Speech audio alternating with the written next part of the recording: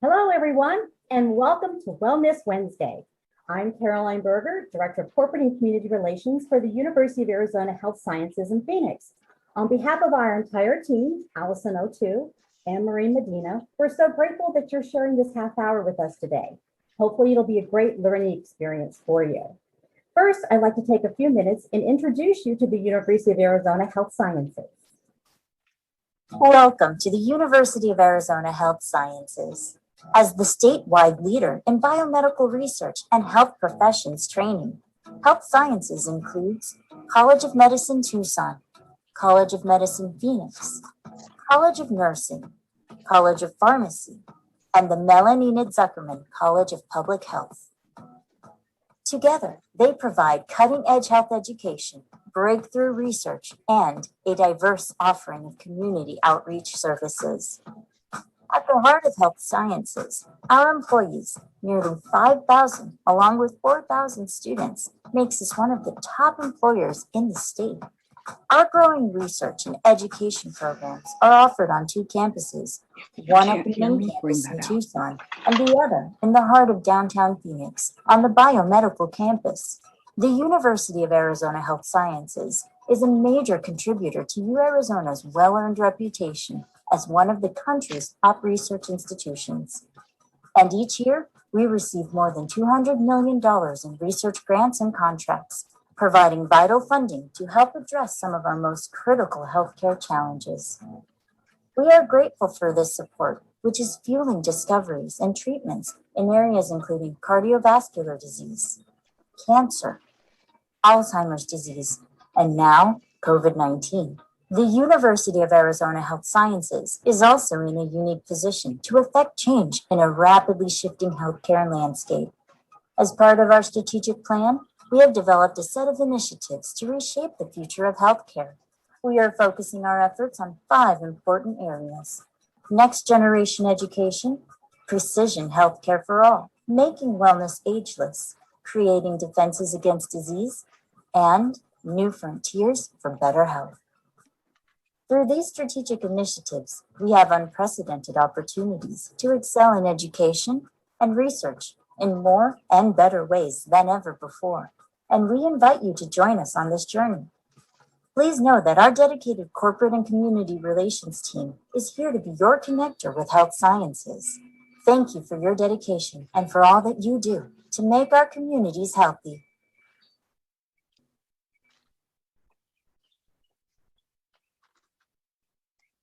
That's great. And starting this fall, we would also like to invite you to learn more about us. We will be hosting monthly on-campus tours, both on our Phoenix campus and Tucson as well. So we'll be sending you more information on that. For now, to find out the latest news and information, be sure to visit us at uahs.arizona.edu and follow us on all the social media platforms. There's great information out there. And I also invite you to follow me on Twitter at CEBerger, and be sure to include that hashtag for Wellness Wednesday. For today's session, we're going to have a brief presentation, but we want this to be interactive. So please feel free to leave your questions and comments in the chat section, and then we'll have the opportunity to address those later on. Immediately after following today's presentation, you will receive an email that will include all of the links and resources that will be discussed today. You'll also get a video of today's presentation that you can share with family and friends. And we're also looking for your recommendations and feedback, not just on today's session, but also for past and also future sessions as we go forward with Wellness Wednesday. So we'd love to hear from you. So please take a few minutes and don't miss that coming soon to your inbox. And now I would like to introduce today's presenter, who, as you can see, is live and in the garden. Please welcome Rebecca Senior. Rebecca is an assistant in extension for the University of Arizona at the Maricopa County Cooperative Extension. She is a certified arborist, a qualified tree risk assessor, and an Arizona certified landscape professional. So get ready to take notes. She's got great information for you.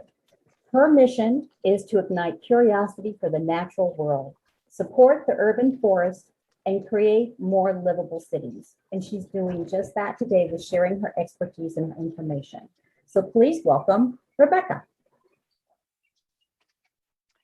Hello, and welcome to my bench. in my backyard. This is my my place to come.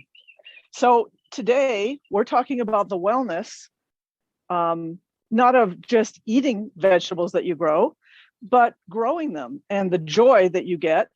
It's really a mindful thing. So I got my special apron on and I'm at my bench. So when I come home from work, I've come home to my meditation place almost. So today I'd like to talk to you, because it's a brief time, about growing vegetables and herbs in a container. So if you only have a patio area, maybe you have a yard, but it's, where do you start? Digging a vegetable plot, making a raised bed. Well, just get started. Just get started with a container. You can grow many small rooted plants so well in a container for a long time. So what we're going to do today is talk about the container selection, the planting media, because really you don't put soil in containers. It's called a planting media. What's the best planting media to use? And what are the best plants to use? So there's a success factor with knowing just a few tips and tricks. And so I want to help you have success right off, your first pot of herbs. So today you will leave understanding the best containers to use for growing, the media that will provide support for them. I mean, do you fertilize or not? What do you fertilize with? So we'll go through these. And also, we're going to talk about the different seasons, because we have cool season plants and warm season plants, and annuals and perennials.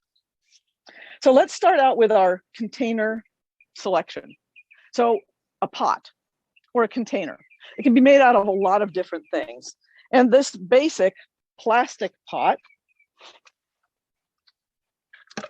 so I will tell you that you need to use large type containers, but I won't be picking up a lot of large type containers. So you can get these plastic pots in various sizes. And so a plastic pot could be a really good thing to grow your herbs in. Plastic holds water longer here in the desert. Some places they are really concerned about the moss and the, not having too much water, and they like to use these clay containers. So let's take a look over here at some of the containers on my bench. This is a clay container, but this is an Italian one, and you can hear a sound, and it's higher fired. So you want things that have a higher fired. You don't want the soft clay pots. Sometimes we call them the Mexican pots, because those will deteriorate pretty quickly. So the Italian clay pots are great. This is a plastic pot. And so this plastic pot is also double walled, which helps with heat, with the root heat. So plastic pots can be great. And they're doing some amazing things to make them look like they are not plastic. Lightweight, easy to move around. Now this is a nice 2-foot wide opening on this pot. So that's great. So you can be creative with the containers that you want. You can use a metal container. Is it porous or not? That's one of the questions. So how to find out if your container is porous is by understanding the way that it was made. So this container is glazed. In order to glaze it, it has to be fired high. So this is impervious. Water does not go through the sides of it. And of course, plastic, water will not move through the sides of it. And our clay pot over here, water will move through the sides unless you sealed it. So you could use these and seal them because they have a look, and maybe that look is something that is special to you, and that's fine. So we really don't want a porous pot in the desert.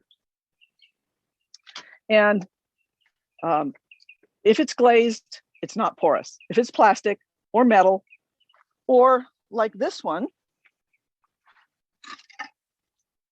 made of fiberglass. I don't know if you can see inside, but it's fiberglass made to look like it's a limestone carved pot, maybe. Okay, so we're gonna pick our container by the material. It is best to use something that's not porous in the desert. And plastic is great, but plastic is not so attractive, really, is it? So what you can do is a pot in a pot. So I'll put this up on my bench. Let's pretend this is a very, 18-inch to 24-inch wide pot, because you want a large pot especially for the perennials. So let me quickly say, a perennial, for those of us who are new to gardening, is a plant that lives more than 2 years. An annual is one that you grow each year. So of course we think about putting in some flowers. And so flowers, a lot of them are annuals. But we do have a lot of herbs that are perennials. All right, so we've got our pot, and it's decorative and pretty. You could plant in this and just put that a pot in a pot. The bonus for this is there is an air gap, and it keeps those roots cooler. The roots do not like to be super hot. In Arizona, they can get super hot. All right, so bigger is better, right? Especially for perennial plants. So this large pot, okay.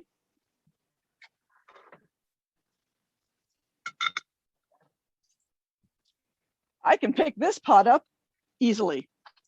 So this very large pot would be a great one if you have room on your patio, if you're going to grow a perennial like rosemary, or maybe you want to make a pot of Mediterranean herbs. So some rosemary, and perennial ones. So this is a container that's going to stay multiple years. So you might have rosemary and marjoram, oregano, some of those fun herbs that we use in cooking that can make our cooking just sort of pop. So bigger is better. You can use smaller 12-inch diameter containers for annuals, and it's fun to mix some sizes together design-wise.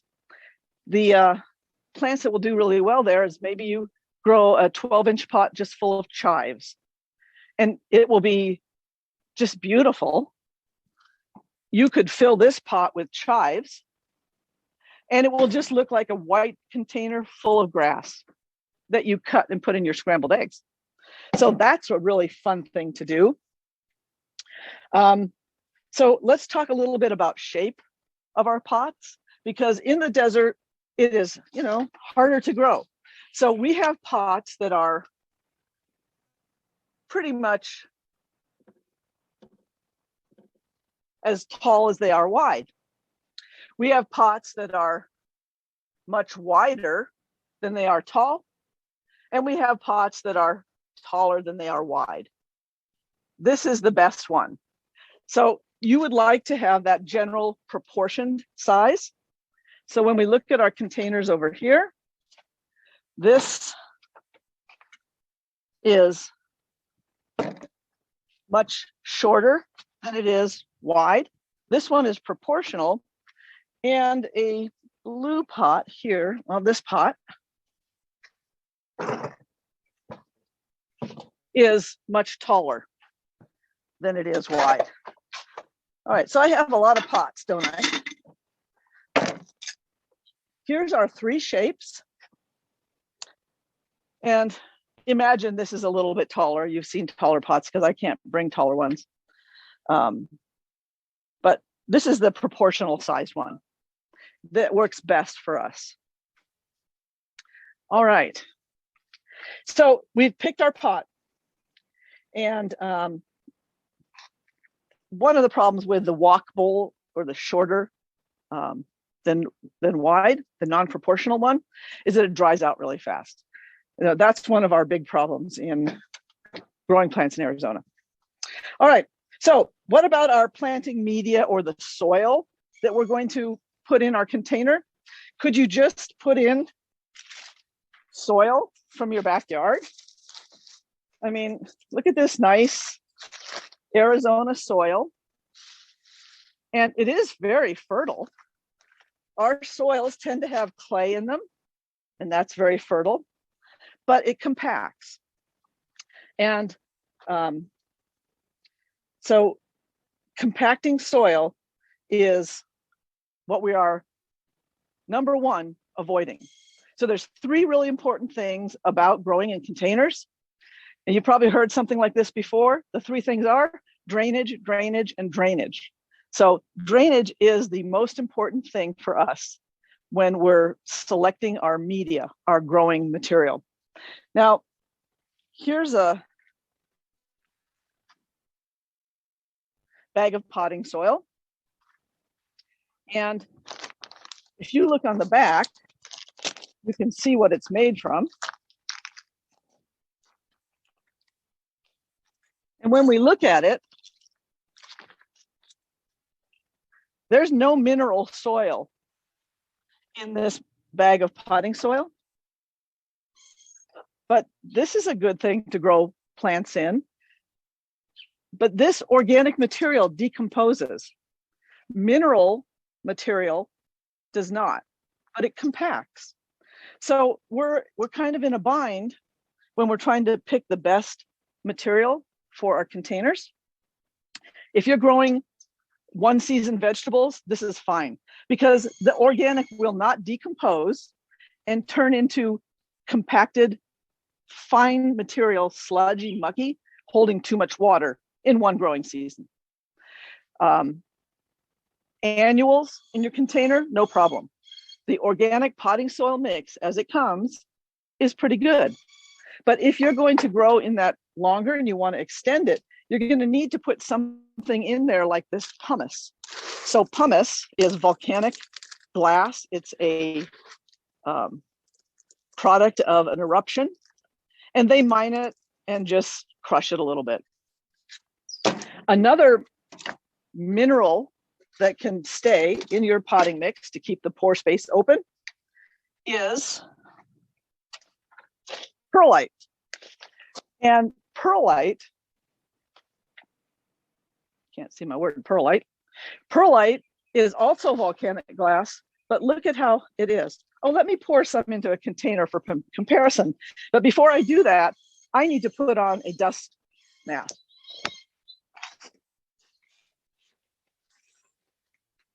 Whoa. So I know you've seen this perlite in containers that you have purchased, plants growing in them.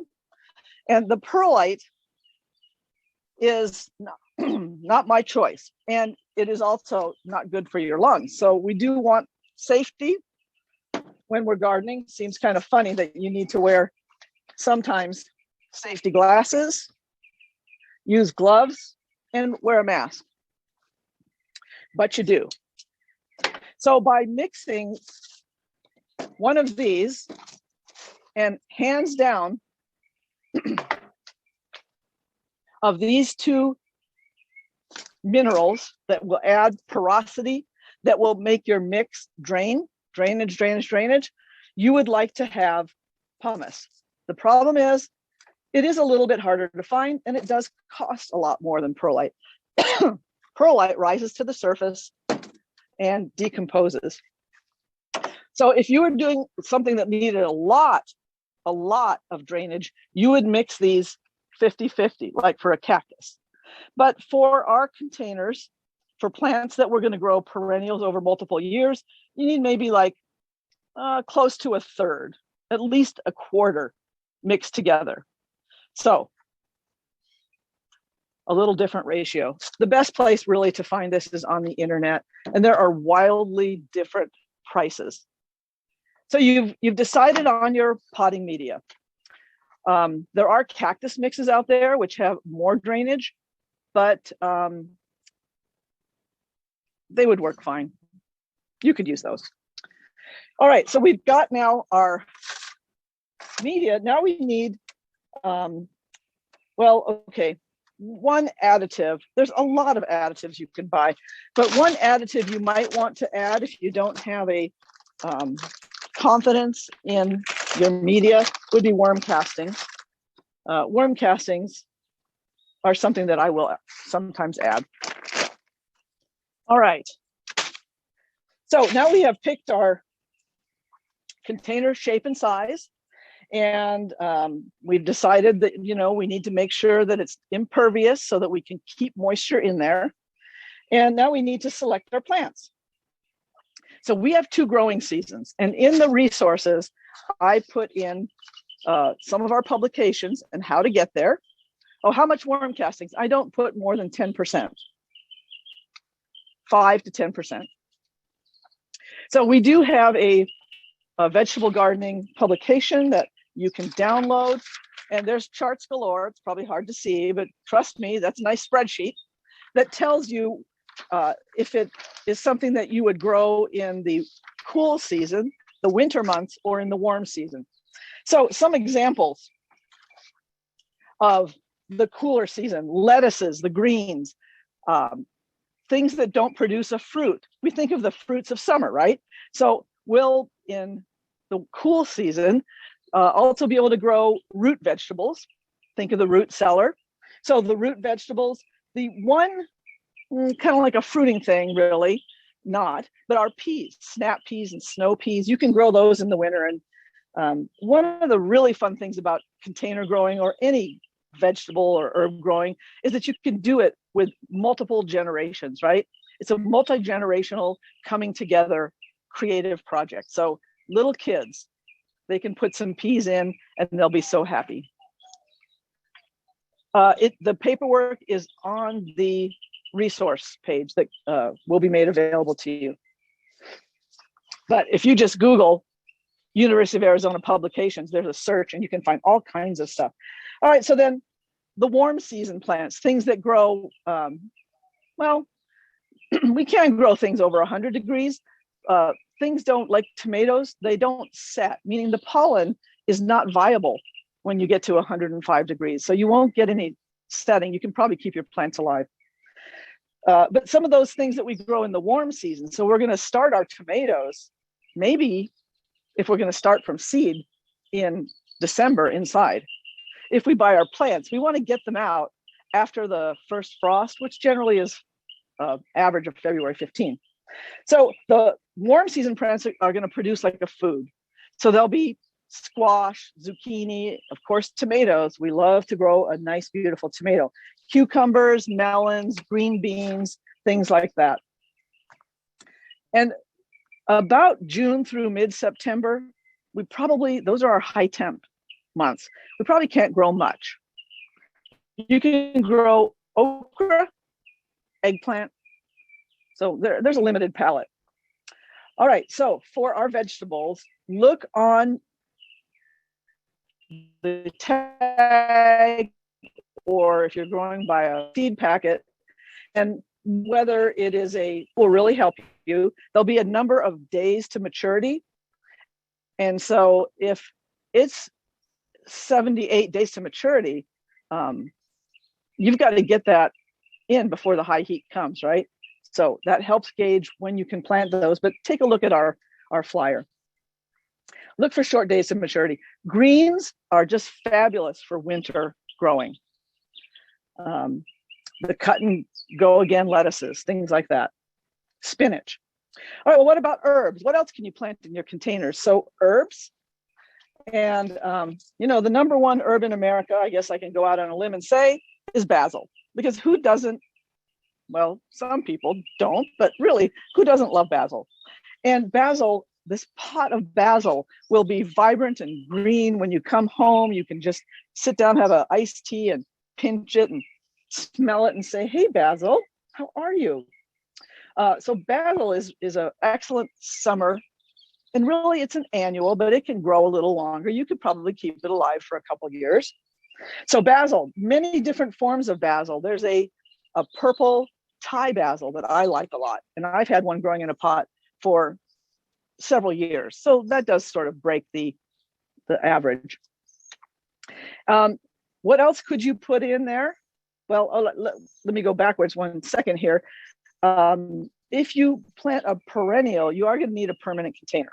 So rosemary, oregano, those Mediterranean herbs, those are perennial. They live more than 2 years, and you will need to have that larger container for them. Okay, many of the Mediterranean herbs are also, besides being perennial, quite heat tolerant, and so they're good for us. For our vegetables, they do need 6 to 8 hours of sunlight. Maybe not in the summer, blasting hot sunlight, but I'm talking when we're doing our winter growing. And so where the sun is now coming in at an angle from the south, that would be the patio, your southern patio, to put your winter pots on if you have one. So they do need at least 6 hours of sunlight to produce. Herbs, there are some that are shade tolerant. And so I'm going to put my little thyme here next to my basil, because that's really fun to grow some herbs together. But what about my other pot? Here are 2 different mints. I have just the regular mint and a peppermint. Fun to make peppermint tea. Add it to peas. It just wakes up the flavor of peas. So just walking out to your pot of mint, which will be growing like crazy. It's very easy to grow mints. They like shade, they like a little more water. They're not fussy. And so many fun things to do with mint. Your containers can also be beautiful with herbs. Here's some parsley. So you can plant parsley in with your other plants. Parsley is more of a biennial, meaning it lives about 2 years. Edible flowers are another fun thing that you can plant. And I did note on this page that there are some other resources. And one of the fun resources is a seed catalog. So I put a couple on there that I like. But we also have a flower planting publication. So you can try to find flowers for the warm season or cool season, like nasturtiums. Nasturtiums are a cool season edible flower, and the young leaves are edible too, spicy like arugula. Put it in a fish taco and serve it to your guests. That would be so fun. There's more seed catalogs for you to look at. Why? Because they're usually full of really helpful information, even though the seed catalog may be from, as in Johnny's, Maine. So edible flowers, nasturtiums, violas, Johnny jump ups are one of the edible flowers that you can sprinkle in a salad. You can put them in with some honeydew melon, and they look wonderful. There's several other types that you can look for. Now, what about fertilization? How do you maintain and take care of your plant, of your container? Well, you need to give it regular watering. Probably you're not going to put it on an irrigation system. If you do, it has to be a separate run, because you can't put it on with something that runs for 2 hours, right? And when you're watering, you might want to use something that we call a water breaker. I don't know if you can see how this is very fine holes, so it doesn't chase the soil out of your pot. So getting one of these, and the plastic ones are best because they don't corrode onto your hose. So I would get the plastic water breaker. And when you're potting up, leave an inch for the water so that you can fill it up. When you water, fill it 3 times. Now, on your patio, you may not want to have all of that drip coming through. So we like to use drip pans. I have a small one to show you. The larger your pot, the larger the drip pan. What's important about the drip pan, and it has to do with the salt in our soil, is that if you have the water that comes through the soil of your container and it sits in the drip pan, your container will reabsorb it. So let's use our plastic pot. There's the holes in the bottom. And if this sits down in there, you water it, it comes through, and then it is reabsorbed. So that will accumulate salts, because we have a lot of salts in our soil. So we need to keep the salts down. And for that, I had a couple bricks here that I don't know where I put them. So bricks are really useful for doing that. And you could also use this florist's styrofoam, which is in my container. This lasts a long time. So you can use this. Rebecca? You break it. Yeah? I'm sorry, I'm going to have to interrupt you here. We're starting to run out of time. Okay. Want to see if we could answer a few quick questions All right. during this Super. great demonstration in your backyard with the birds chirping and Yes. everything. It's just wonderful. Yeah. I'll go Okay, ahead so and the I'll last thing I had to say is you do need to fertilize. That was my last point. And you might want to find something that has the minors. Oh, okay. Perfect. Okay. I crush eggshells, use coffee grounds, and Miracle Grow potting soil when adding herbs to my garden. Does this help to grow healthy herbs? Well, so coffee grounds have a lot of nitrogen. They're high in nitrogen. So there would be like, they could have an organic effect. Don't put it on the surface. I did that one time. What happens is it quickly forms a condensed mat that's not permeable. Fungi grows in there and it makes it even less permeable. So yes, you can mix it in, but you know, it's not necessary. Okay. Okay. Do the topsoil compost mixes that you buy in bulk work well for raised beds? Or do I need to add anything to it? Well, I mean, we can, at the cooperative extension, we get people that come in and say, I added all these 10 things and I don't know, why it's not really working well. The raised bed soil has to, I guess we could say, mature or settle in. And when you put a whole bunch of different organic and bat guano, this and that, you have woken up your soil microbes and it's often unbalanced. So the soil needs to settle down. You need to water it for a couple weeks. So I'd say if you want to add more things other than just compost, a good compost, it doesn't really have to be organic. It's your choice, but a good organic material in a raised bed, you have to add that at least twice a year because it does get consumed, used up. Eventually, what doesn't get consumed, decomposed, right, used and turned into the humus, which are the colloidal microscopic part of the organic soil. They're dark colored, they're little sponges, they have the negative charge, which holds onto the nutrients. So you want those colloidal, tiny microscopic things. And you have clay in your soil, which is the mineral colloidal, which is negatively charged and causes fertility. So eventually your soil darkens with the accumulation, decomposition down to the humus. Anyway, yeah. So you can add a whole bunch of stuff. Maybe worm castings might be okay, but just a good organic compost. And what is maybe 30%? Oh, I'm sorry, I didn't mean to interrupt. Maybe 30% on your initial blending for your raised bed. And after that, a couple 3 inches on the top worked in.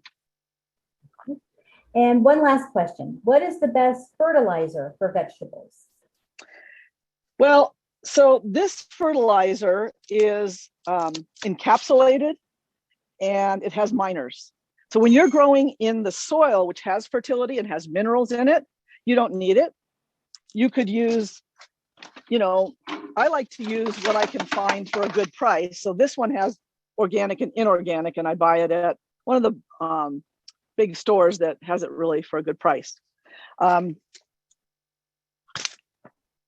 So I would say whatever that you find that is reasonable. If you want some organic, I like adding organic and the non-organic. Okay, well, this is great.